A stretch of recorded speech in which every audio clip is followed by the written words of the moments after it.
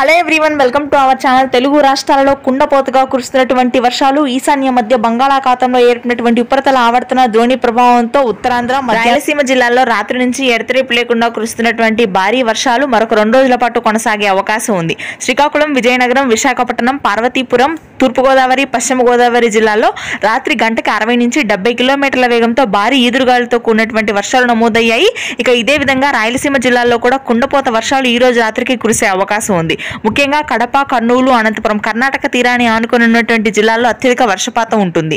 ఇక తెలంగాణ వ్యాప్తంగా భారీ ఈదురుగాలులు వీయనున్నాయి.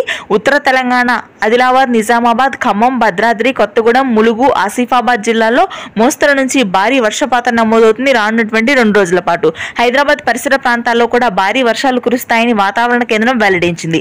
హైదరాబాద్ నగర ప్రాంతంలో గనుక చూసుకున్నట్లయితే Kukatpally, Ameerpet, Kagaz Nagar, Malkajgiri, GHMC, Manikonda, Charminar, old city, Uppal, Nampally, Khairatabad వంటి ప్రాంతాల్లో 5 నుంచి 6 సెంటీమీటర్ల వర్షపాతం నమోదయ్యే అవకాశం ఉంది పలు ప్రాంతాల్లో.